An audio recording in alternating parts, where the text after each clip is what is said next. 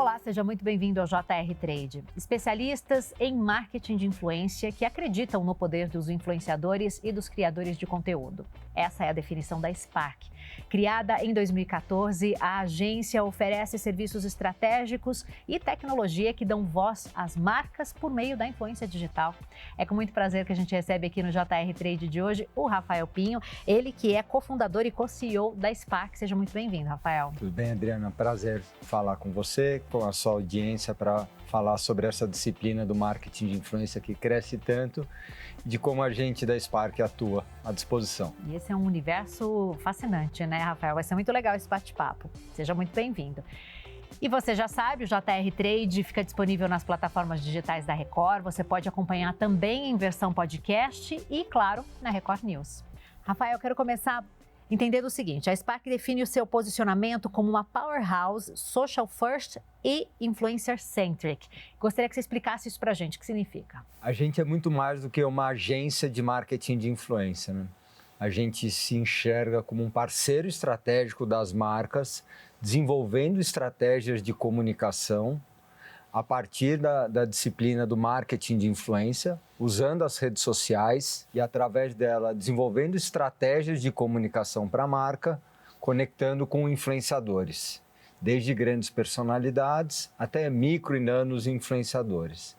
Adicionalmente a esse trabalho de serviço, a gente tem outras soluções, como vendas de softwares, dados para as marcas, sempre trabalhando para os anunciantes e apoiando nessa conexão com influenciadores. Qual é o diferencial da Spark na hora de trabalhar com influenciadores, né, na construção de uma campanha junto com uma marca? A gente baseia o nosso, desde o 2014 que a gente nasceu, longínquamente, que nem falava-se sobre marketing de influência, sempre olhando sobre governança operacional, criatividade e uso de dados e tecnologia para tomadas de decisão. Então a gente se enxerga como uma empresa que está dentro da cadeia de comunicação, e a cadeia de comunicação a gente está falando sobre ideias, né? Inclusive o nome Spark quer dizer faísca em inglês, então essa disseminação. A gente entende que para você trabalhar o marketing digital como um todo,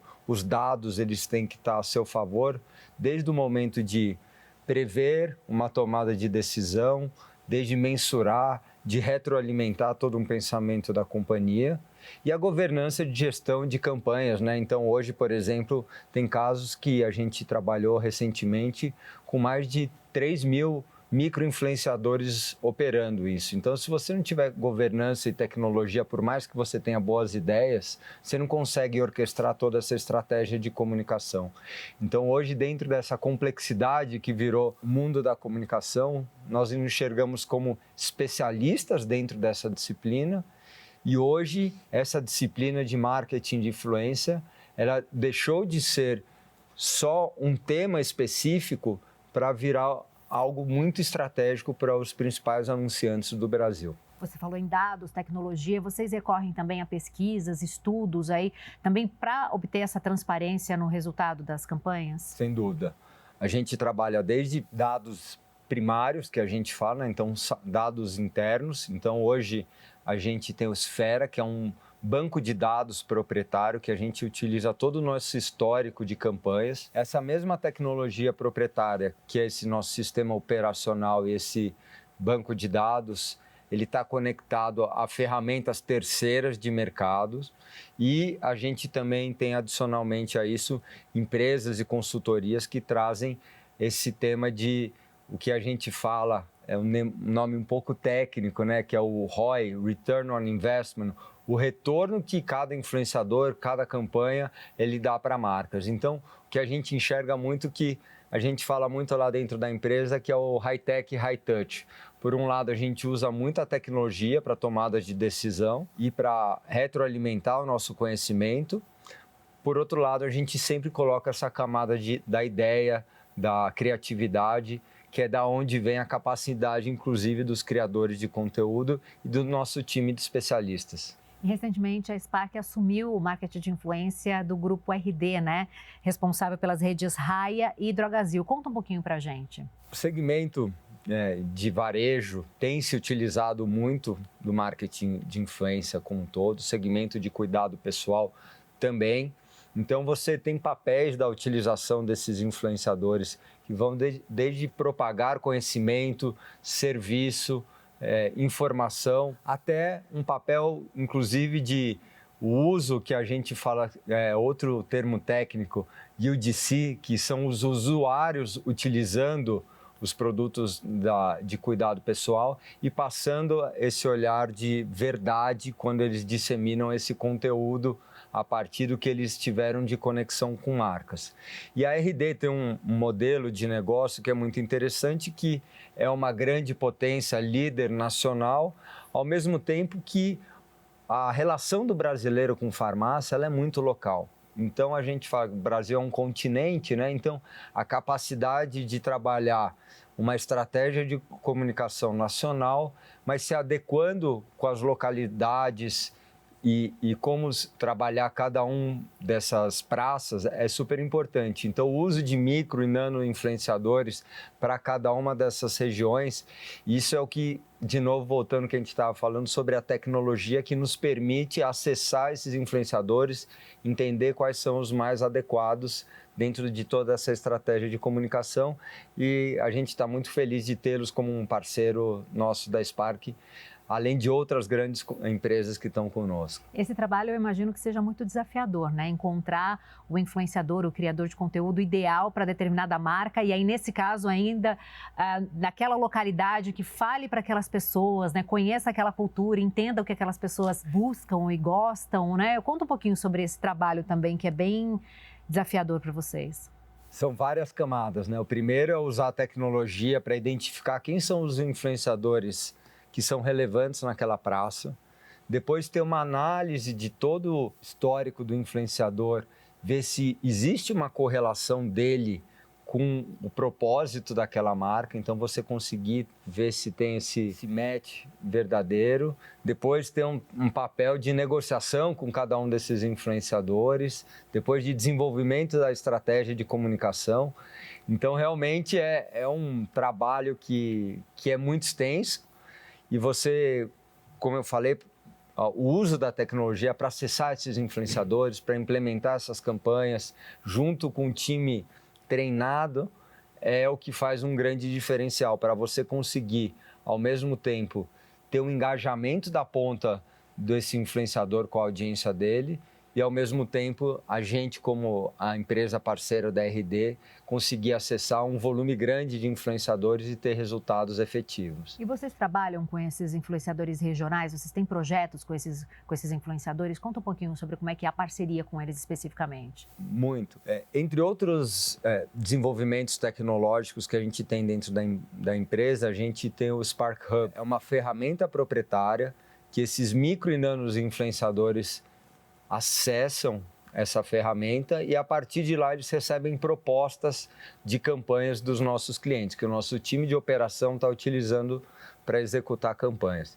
Então, hoje, por exemplo, adicionalmente ao que a gente falou de Raia Drogasil, mas com L'Oréal a gente produz um volume gigantesco de micro e nano influenciadores.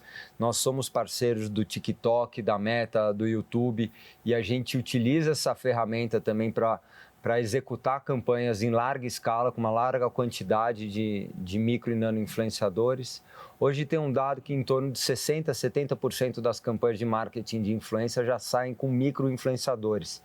Então, realmente, o uso tecnológico para você conseguir operar e, ao mesmo tempo, ser rentável para a nossa companhia, sem tecnologia, realmente ia ser muito difícil. Acredito que a gente saiu na frente no desenvolvimento dessa ferramenta e seguimos investindo muito em tecnologia. A gente tem um time de engenheiros de software super relevante, temos o uso de inteligência artificial também super fluida no nosso dia a dia e agora, inclusive, em breve vamos divulgar que estamos fazendo uma aquisição de uma empresa de consultoria de dados que usa uma série de cientistas de dados que justamente para entrar dentro do nosso dia a dia e suportando essas tomadas de decisão. Você estava contando como vocês valorizam e como vocês usam bastante os dados, né, no trabalho nas campanhas. Gostaria que você explicasse um pouquinho mais sobre o Esfera, na prática mesmo, numa campanha, como é que vocês atuam com essa ferramenta?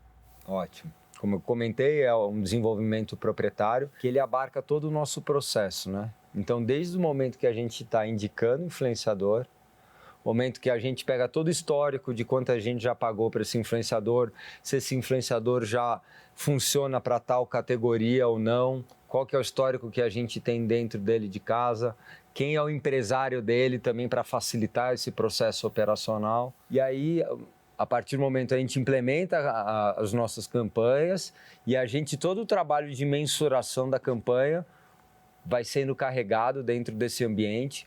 Os nossos clientes têm acesso a todo esse banco de dados e tudo isso se retroalimenta dos resultados dessas campanhas para as nossas próximas tomadas de decisão. Hoje a gente já está indo para 500 colaboradores, operação em São Paulo, Rio de Janeiro e Brasília mais recentemente. Então, a gente conseguir ter essa visibilidade de performance de tipos de influenciadores, tipos de conteúdo, sem dúvida que a gente enxerga que é um grande diferencial competitivo nosso desse conhecimento de mistura de dados internos com dados de terceiro, junto com expertise de mais de uma década atuando nessa disciplina. E vocês têm uma outra ferramenta também super importante, né? A plataforma Spark Influencer Hub. Gostaria que você falasse um pouquinho sobre ela também, como que ela funciona na prática com os influenciadores. Essa é justamente a nossa ferramenta de micro-influenciadores que eu estava comentando anteriormente, que com ela a gente consegue acessar muito rapidamente com dados muito acurados desses influenciadores. Então, para produzir uma campanha em larga escala dos micro-influenciadores, realmente a gente precisa ter uma relação próxima com esses micro e nanos e justamente a gente enviando todas as oportunidades para eles, que para muitas vezes eles não têm acesso a grandes marcas com grandes contratos e conosco eles conseguem ter um volume de negócios muito grande trabalhando com alguns dos principais anunciantes do Brasil. Como eu falei anteriormente, cada vez mais as marcas enxergam o poder dos micro-influenciadores, existem dados que mostram como esses micro e nano influenciadores conseguem, apesar da pouca audiência, um poder de conversão de negócios muito grande. Então, a utilização deles é cada vez maior. E é muito bacana, né? Toda essa operação de vocês, né? Todo esse trabalho que vocês têm, tanto de funcionários, né? De colaboradores, focados ali nos valores da empresa. É muito legal quando vocês são reconhecidos. E a Spark foi premiada esse ano, né? Fala um pouco sobre a importância desse reconhecimento também. Primeiro, é muito gratificante ver a disciplina do marketing de influência, o que começou há 10 anos atrás, quando a gente começou, e o que se tornou hoje, né? Hoje, as plataformas de redes sociais, a maior parte do investimento publicitário tem se dirigido para ela globalmente, o número de em torno de 260 bilhões de dólares de investimento. E, obviamente, a maior parte desse investimento, um volume muito grande, é produção de uso de conteúdos de influenciadores que estão sendo impulsionados com essa mídia, né? Você tem dados de quando a marca investe num conteúdo proprietário dela versus um conteúdo do influenciador que produziu para essa marca, o retorno é muito maior quando tem um criador de conteúdo produzindo para ela. Então, quando a gente utiliza isso, é daí que a gente vê tanto o crescimento da disciplina e por isso que a gente vê cada vez mais as marcas investindo. Tem dados que as lideranças de marketing investindo em torno de 70% a mais esse ano do que o ano passado. Então, realmente é uma transformação desse segmento como um todo. E vocês foram premiados em 2 categorias, né, no TikTok Creative Partner Awards 2025. Essas conquistas foram importantes para vocês, com tudo que vocês têm feito ao longo dos últimos anos, né, desde 2014? Legal. O TikTok tem sido uma das plataformas que tem crescido muito no Brasil, né, e globalmente, junto com o YouTube, junto com a Meta. E ele tem uma dinâmica muito única, né, de conteúdos de entretenimento, divertidos, rápidos, vídeos curtos. E a gente se conectou muito na entrada deles no Brasil e hoje a gente se tornou uma das agências experts Nós temos o selo de TikTok Marketing Partner. Então, a gente ser reconhecido por essa plataforma que cresce tanto com uma premiação, sem dúvida é algo que nos enche muito de orgulho. A gente tem um time dedicado para operar campanhas do TikTok, porque realmente tem uma outra dinâmica. É muito legal quando a própria plataforma que entende dessa dinâmica reconhece todo o nosso expertise e capacidade de construir valor para os clientes dele, que são os mesmos que o da Spark, que são os anunciantes. Rafael, a Spark foi criada em 2014.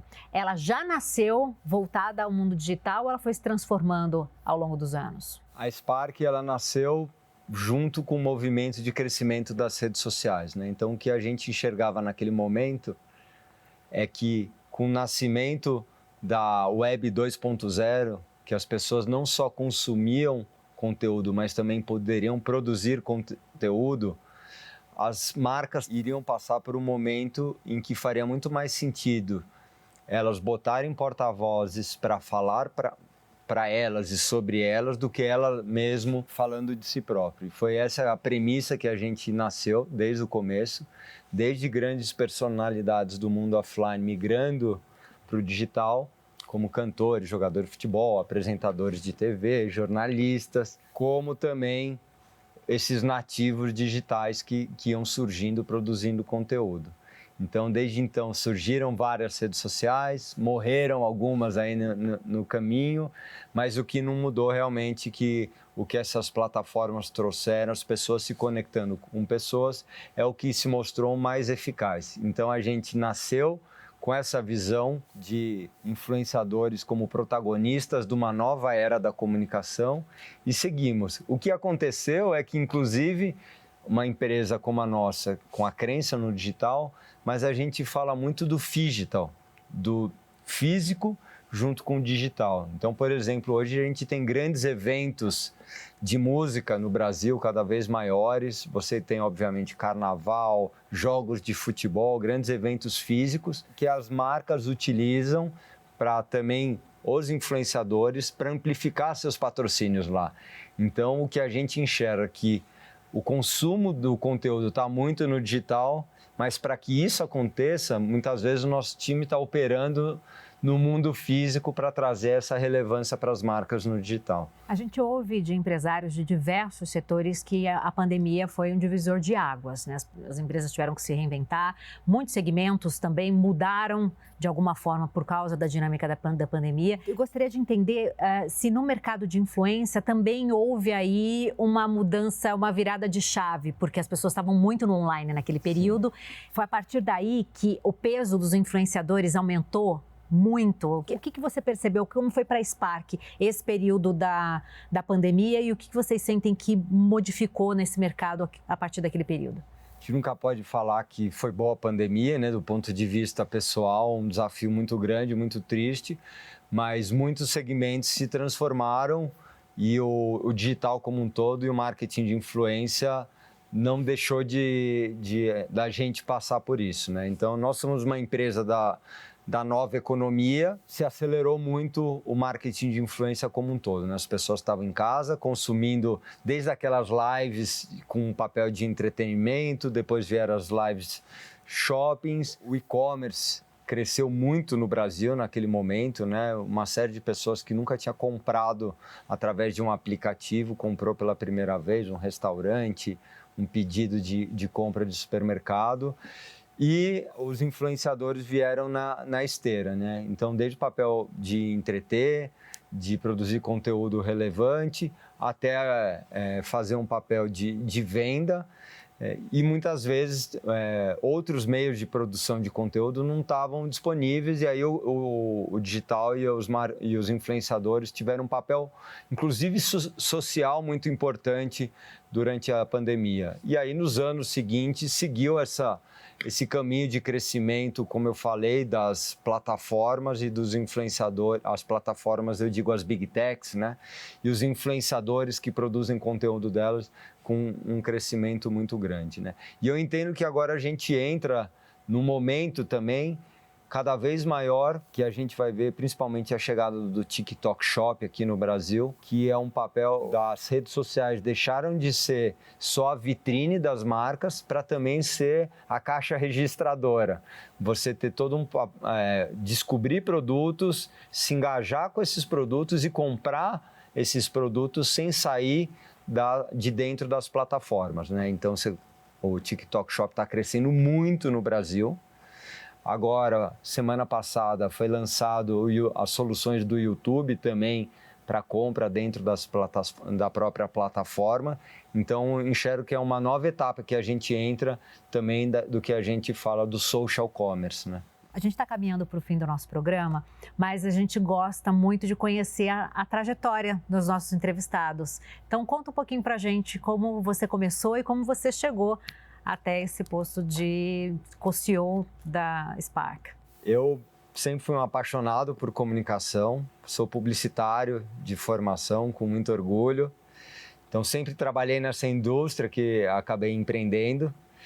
Comecei minha carreira na Ogilvy Mather, depois passei por outras agências multinacionais, sempre na área de atendimento e negócios. Tive a honra de trabalhar com o Washington Oliveto, aprendi muito com ele. E eu tive na Nine, agência de marketing esportivo do Ronaldo, junto com o grupo WPP, que é um dos maiores conglomerados do mundo. Lá a gente trabalhava para marcas, naquele momento pré-Copa do Mundo e pré-Olimpíadas no Brasil.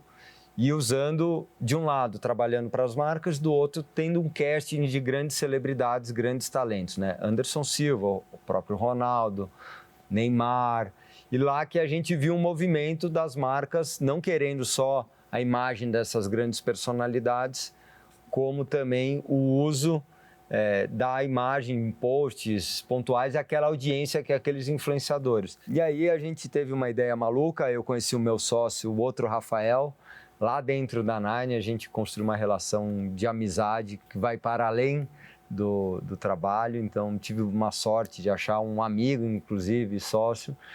E desde então, a gente empreendeu na Spark, tendo essa ideia de conectar marcas com influenciadores. Diferentemente da Nine, que agenciava aqueles grandes talentos, a gente falou que a gente teve a visão que, não, eu quero estar do lado das marcas, desenvolvendo as estratégias e ser parceiro dos influenciadores, mas sem nenhum objetivo comercial. Com o raciocínio que ia existir inúmeros influenciadores e faria muito mais sentido eu estar ao lado das marcas, sendo agnóstico nessa indicação e usando a tecnologia para identificar os melhores influenciadores e mensurar essas campanhas, do que trabalhando ao lado dos influenciadores, né? Então, hoje existem uma série de agentes, empresários de influenciadores, eles são nossos parceiros de negócios, mas a gente acaba trabalhando do lado das marcas. Então, empreendi num segmento em que eu sempre atuei, comecei a trabalhar com 18 anos de idade, já como publicitário na área de negócios. Sou apaixonado por esse segmento, pela comunicação, e ainda mais quando a gente tem como os nossos fornecedores na cadeia, influenciadores que são empreendedores, estão ralando, construindo suas oportunidades. Então, a gente enxerga muito que o nosso crescimento é a partir do movimento que a gente consegue construir valor para as marcas, que são os nossos clientes,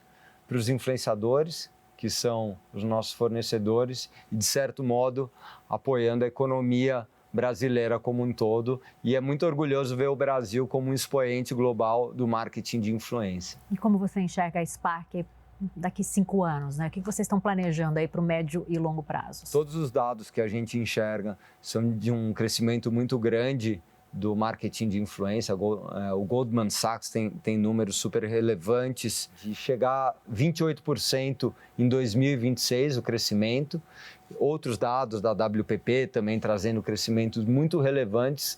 Então, para onde a gente olha, a gente enxerga que a gente quer capturar valor, seguir como uma empresa que, a partir da influência, constrói valores culturais para as marcas, que a gente consegue decodificar tudo que elas fazem em termos de negócio e se tornarem culturalmente relevantes a partir das redes sociais e a partir dos influenciadores, e cada vez mais ser parceiros dessas marcas e com o uso de governança, de dados, de criatividade e um olhar também de uma expansão para além do Brasil para a América Latina, quem sabe.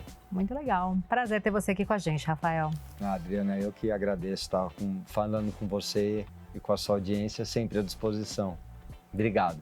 O JR Trade fica por aqui. Você acompanha todos os nossos episódios nas plataformas digitais da Record, em versão podcast e, claro, na Record News. Até a próxima.